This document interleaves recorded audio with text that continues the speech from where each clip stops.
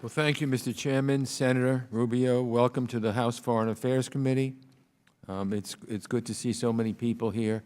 The place is packed because obviously this is a very important anniversary.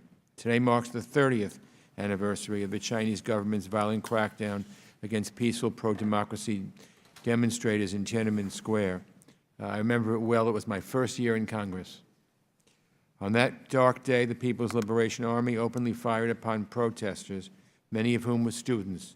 We don't know how many lost their lives that day, but we do know that this tragedy derailed the hopes that China's economic reforms of the 1980s would be accomplished by political openness.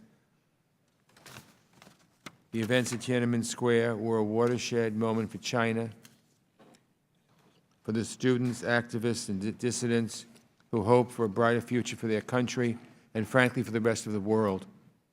That day made clear that China's Communist Party intended to hang on to power at any cost and to suppress dissent violently if necessary. In the 30 years that followed, Chinese authorities have tried to erase from history the demonstration in Tiananmen Square and the subsequent bloodshed. You won't find any record of these events on China's internet or in the pages of the Chinese textbooks.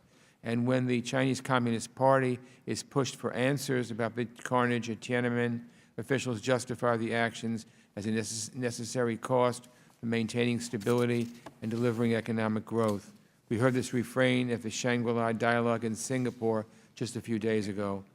Since Tiananmen, the Chinese Communist Party has become even more authoritarian, a trend that has accelerated further under President Xi Jinping's rule.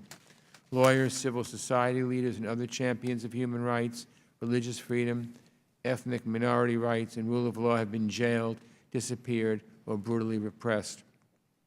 More than 1 million Uyghurs and Muslim minorities in Xinjiang have been detained in re-education camps, which the Assistant Secretary of Defense for Asia has called a concentration camp, in an effort by the Chinese government to erase Uyghur culture and Islamic faith.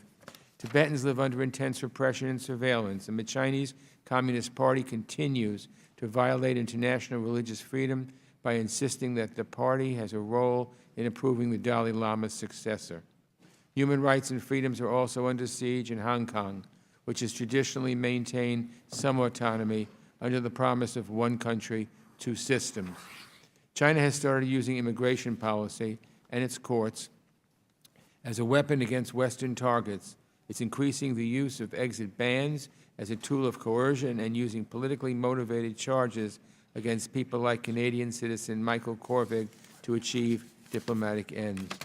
More and more, the Chinese Communist Party exports its repressive values, whether by spreading surveillance technologies or trying to silence international criticism of its actions through economic coercion or reshaping international institutions to better reflect Beijing's views on issues like Taiwan. But that's not all. We also see China's attempts to rewrite history in other areas, such as its unfounded, illegal territorial claims in the South China Sea and its peddling of a false narrative of the Chinese occupation of Tibet. We cannot stand silent in the face of this aggression and abuse of so many people's basic rights and dignity.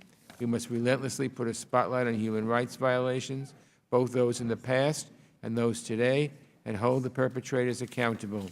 Today's hearing is a crucial reminder that China is not a unitary state or actor. Our concern should focus on the Chinese government and the Chinese Communist Party, not the Chinese people or Chinese civilization. That's why we condemn the Chinese government's cruel actions on June 4th, 1989. We urge the Communist Party to make a full and public accounting of those killed or missing. We urge the Chinese government to respect human rights and freedoms, to release arbitrary detainees, to overturn counterproductive policies on terrorism, speech, and cyber policy. We're also reminded today that there are Chinese women and men who, like the late Bo Xiaobo, and his wife Liu Xia, continue to speak out against the Chinese government's oppressive policies and urge for reform and respect for universal human rights. These brave men and women know full well they're putting their lives on the line by speaking out this way, but they do so anyway because they refuse to give up on the vision of a brighter future for themselves and their country. So, in conclusion, we celebrate them. We share a common cause, which those who have advocated for and continue to advocate for a freer and more just Chinese society. We hope that their courage and persistence are not in vain. Thank you again, Mr. Chairman, and I yield back. Thank you very much. And now I'm delighted to yield to a great champion of human rights.